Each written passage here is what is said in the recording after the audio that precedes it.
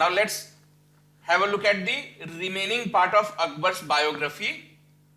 So now let's see what are the major military campaigns that Akbar undertook. So what were his early campaigns? That means when he was still under the influence of Bairam Khan. So the first attack of Akbar was at Gwalior in 1558. So why? Because he had plans, he had intentions to attack Malwa, and before attacking Malwa, he had to control Gwalior as well. So that's why his first attack came against Gwalior. So same year he also attacked Malwa, because the purpose of attacking Gwalior was that later on, by crossing that route, he could reach Malwa. The next campaign was against Baj Bahadur of Mandu.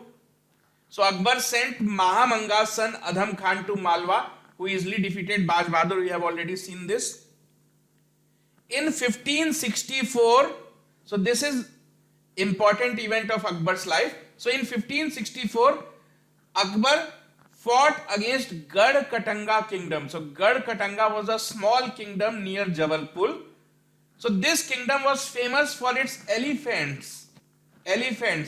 So Akbar wanted to get or capture those elephants. So that's why he wanted control over Gad Katanga.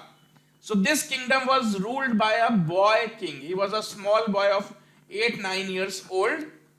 So he was just king for this namesake. His name was Veer Narayan, whereas the actual control of the throne was with his mother, whose name was Durgavati.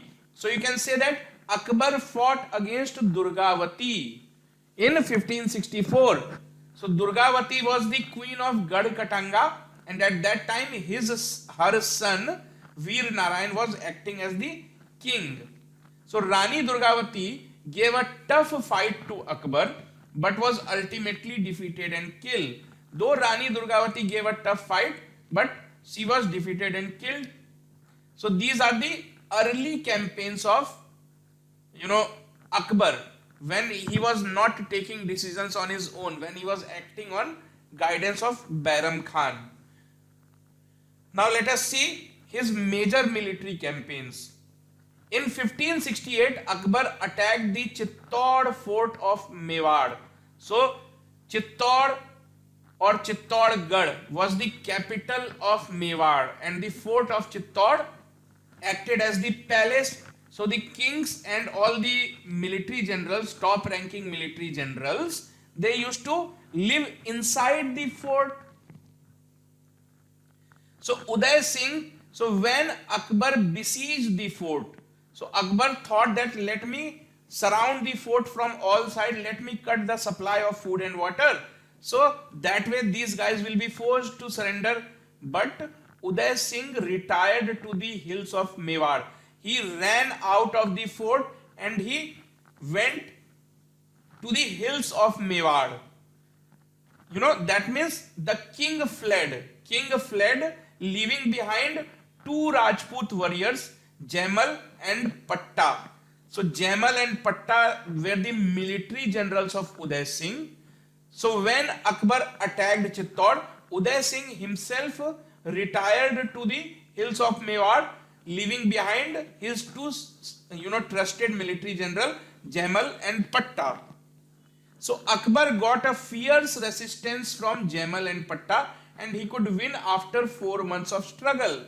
So these two military generals, they fought bravely. They fought against Akbar very bravely, and it took 4 months of struggle for Akbar. Akbar could not win very easily. So he had to spend 4 months of time to win. After capturing Chittorgarh, Akbar returned to Agra, and to commemorate his victory of Chittorgarh, he set up at the gates of his forts statue of Jaimal and Patta. Please understand this. He was given a tough fight by Jaimal and Patta. So when he went back to his capital city of Agra to respect these two military generals, though they were enemy of Akbar, they were fighting against Akbar, but just to honor them, Akbar erected their statues at the gate of his own palace.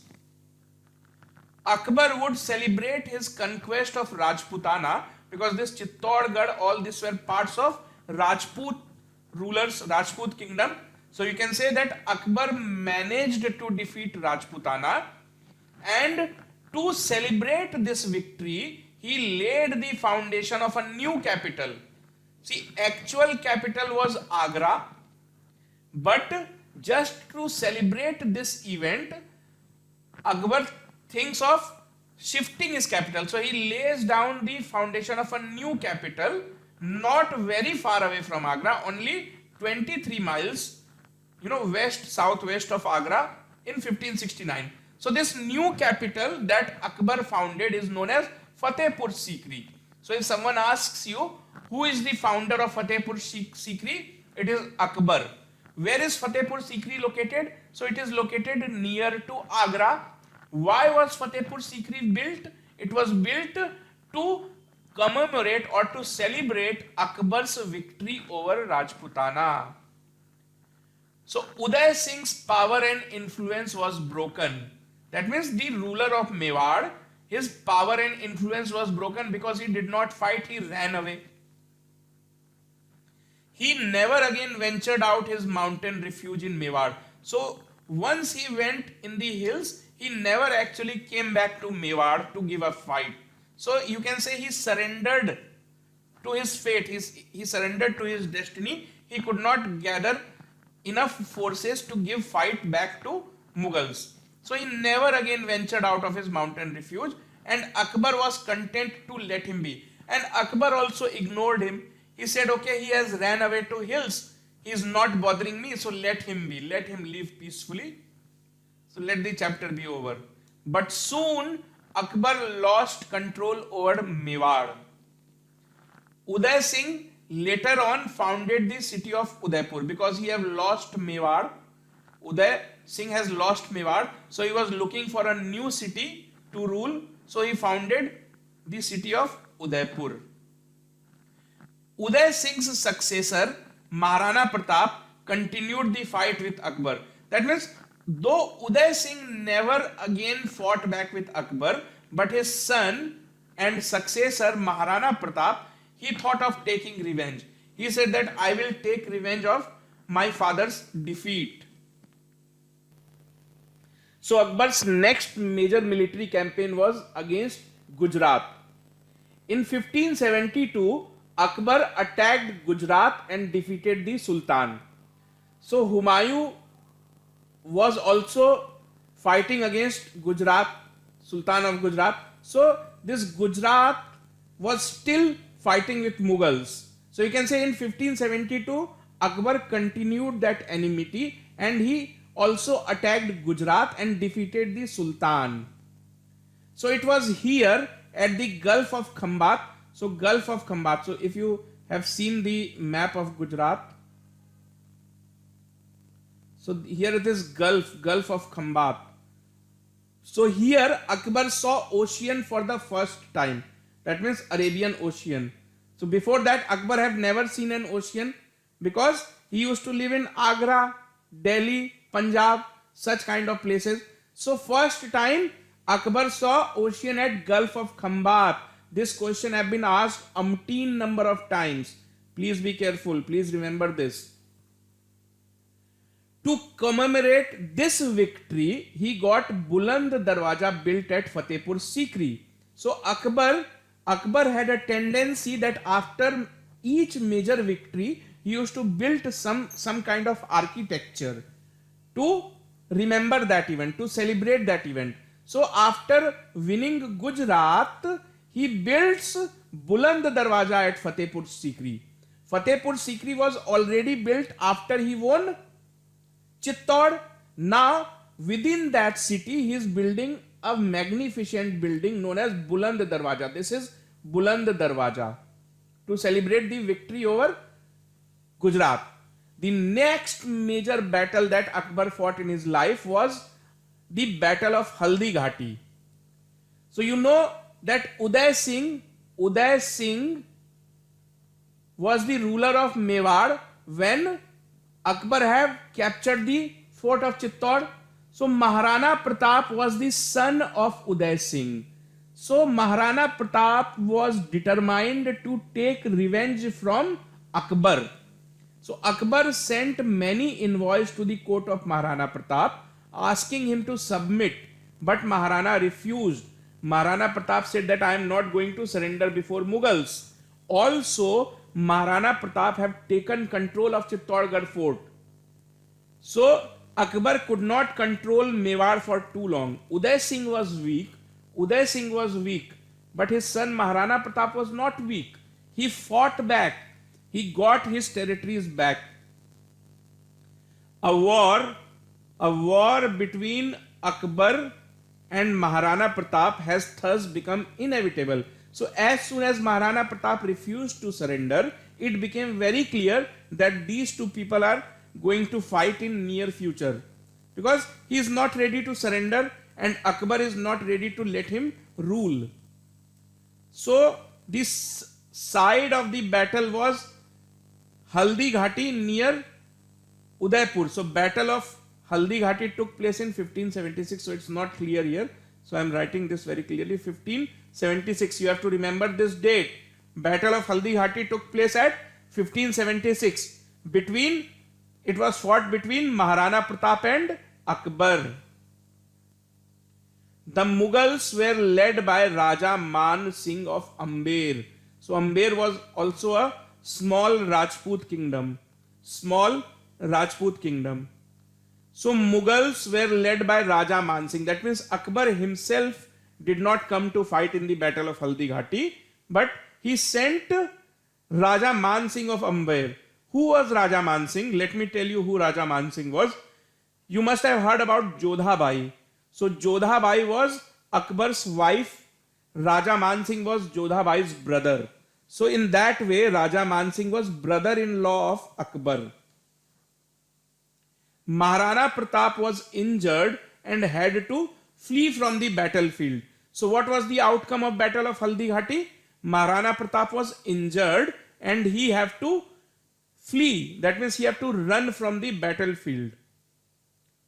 Maharana Pratap retreated to the jungles. So just like his father had gone to settle in hills, Maharana Pratap also, after the defeat of Haldi Ghati, he retreated to jungles. That means he went into the jungle and later on managed to recover a large part of his lost territory. So he continued his fight,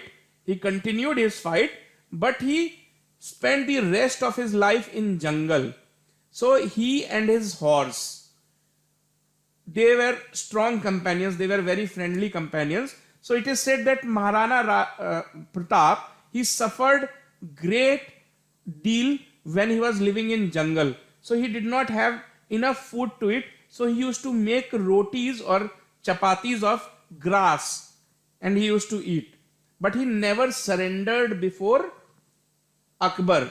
You can see some Rajput rulers, they surrendered before Akbar, like Raja Man Singh, but Maharana Pratap never surrendered. So that's why he is respected today.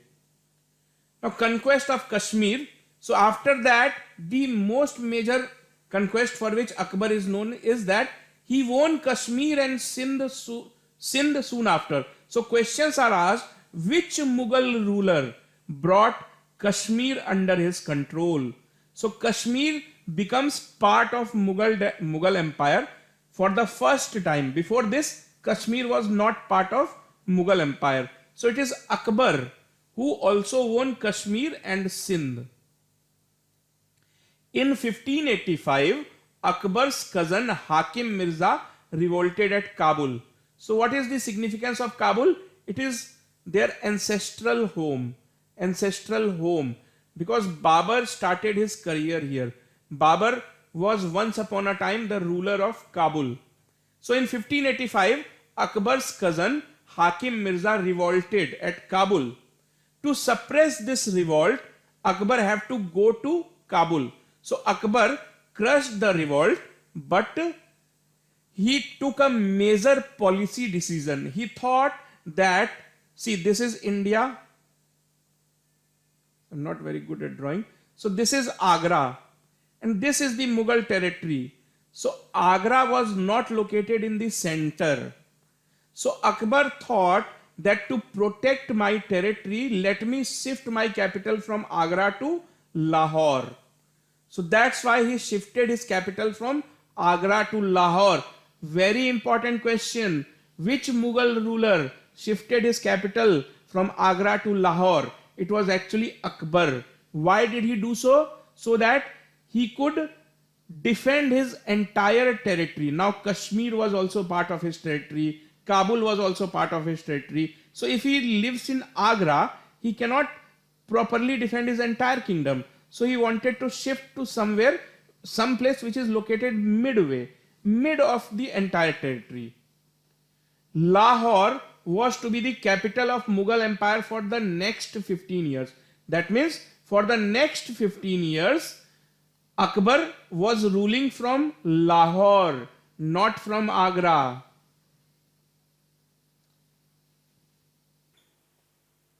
So Akbar is famous for his policy with Rajput rulers. So he was very friendly towards Rajputs. One reason was that Akbar himself was born at the house of a Rajput.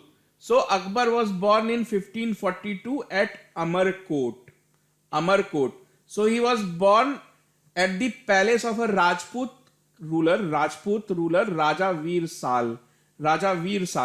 So he was very friendly and respectful towards Rajputs. Akbar valued his relationship with Rajput rulers. He knew that not easy to defeat Rajputs and was virtually impossible to rule India without their help. Because if you are not friends with Rajputs, then you will have to always fight with them. And Rajputs, they were very formidable force. So if you want to rule peacefully, you have to make friendship with Rajputs. So Akbar knew this fact, and that's why he adopted a policy of reconciliation with Rajputs. What is meant by reconciliation? Reconciliation means friendly approach. Why? Because Akbar's grandfather Babar and Akbar's father Humayun, they never shared friendly relations with Rajput. Both these were fighting with Rajputs. They did great damage to Rajputs. But now Akbar reversed the policy. Akbar said no more fighting. We are not going to fight with Rajputs, but instead we are going to make an alliance with them. So he married, to further this policy, to establish good relations with Rajput, he married King of Amber Raja Bharmal's daughter Jodhabai. So Jodhabai was a Hindu Rajput princess. She was the daughter of King of Amber Raja Bharmal. So Raja Bharmal married his daughter Jodhabai to Akbar, and he also sent his sons Bhagwan Das and Man Singh to serve under Akbar. So who are these two people, Bhagwan Das and Man Singh? They are brothers of Jodhabai, and that way they are brother-in-law of Akbar. So Akbar gave them high ranks. That means Akbar gave them respect, treated them with prestige. Now what do we know about Akbar's religious policies? So it's Akbar's religious policies that made way to his name in history pages. That means we know, or we call Akbar as Akbar the Great, not because he won some battles or he was the ruler of Mughal dynasty. No, we know him precisely for his religious policy. He was very tolerant. He was tolerant towards different religions. So Akbar's religious policy makes him famous in history. In 1562, he abolished jizya. So what is jizya? It was the tax levied on non-Muslims. That means if you are not a follower of Islam, you are required to pay a tax, because you are living under Mughal rule. So they were followers of Islam. So if you yourself are not follower of Islam, then a special tax known as jizya tax was levied on non-Muslims. But since Akbar was very religiously tolerant, he respected all the religions. So he said that this policy is not a good policy. So he established jizya. He allowed his Hindu wives to worship their own gods. So as you already saw that he married a Hindu princess. So he allowed his wife to worship Hindu gods. Now this is a major event of his lifetime.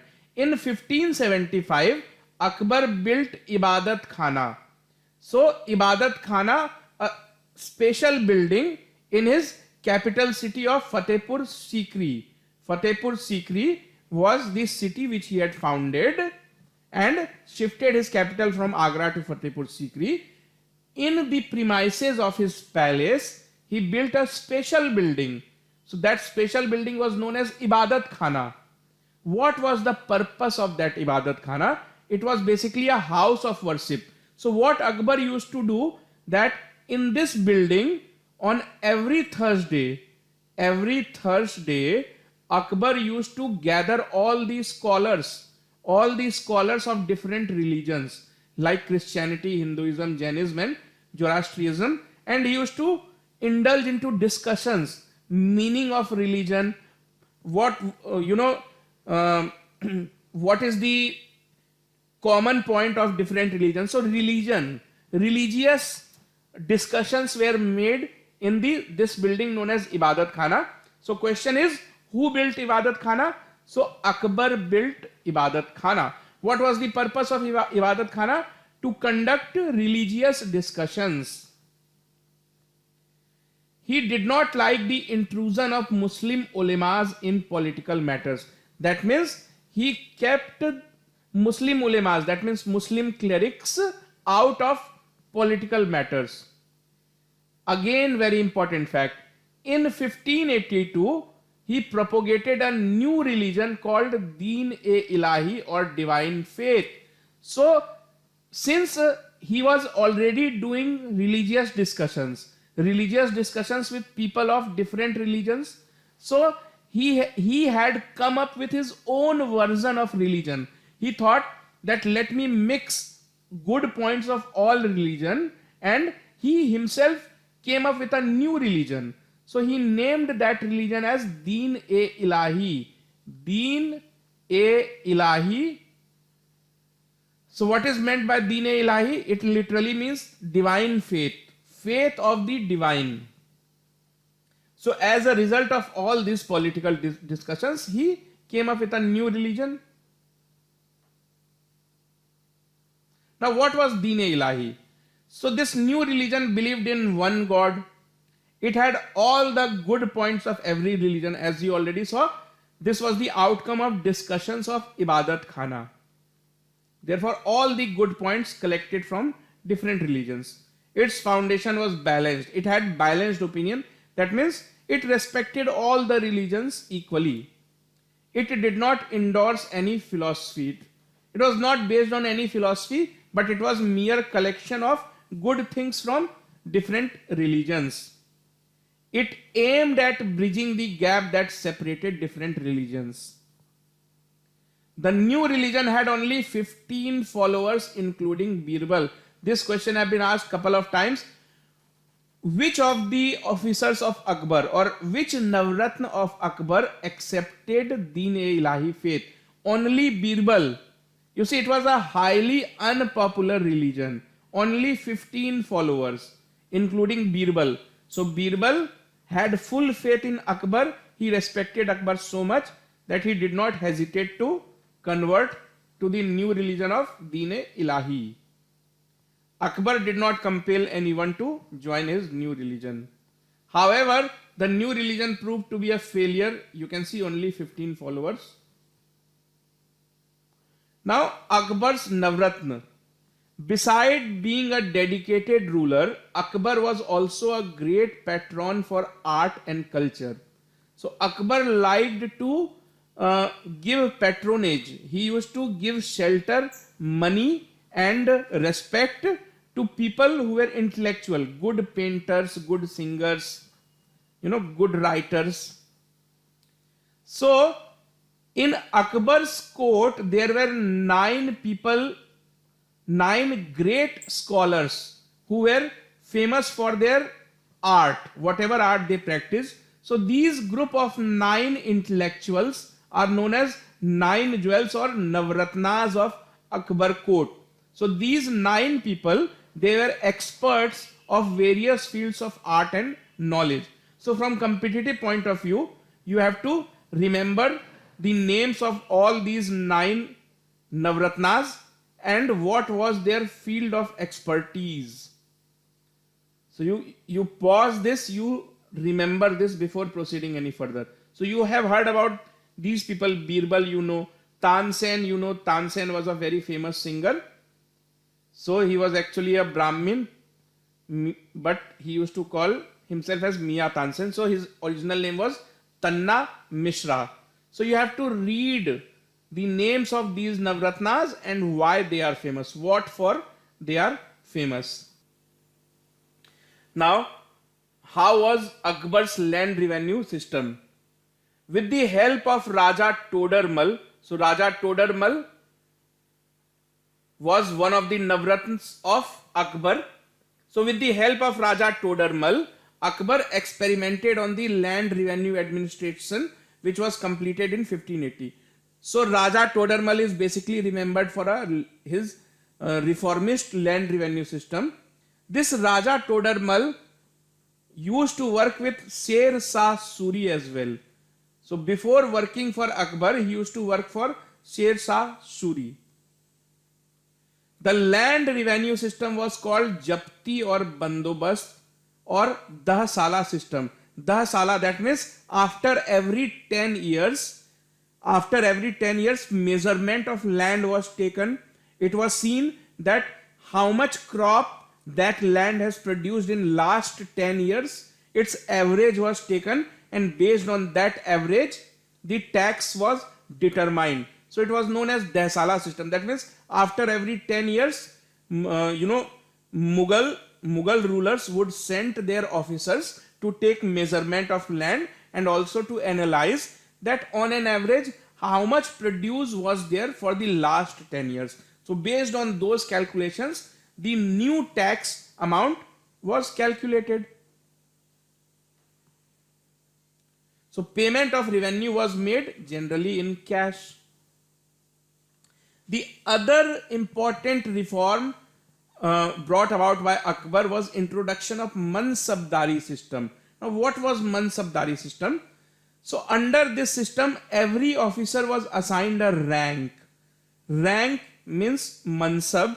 So the lowest rank was 10 and highest was 5,000 for the nobles. So this rank basically meant that you are allowed to keep these many soldiers with you, ranging from 10 to 5,000.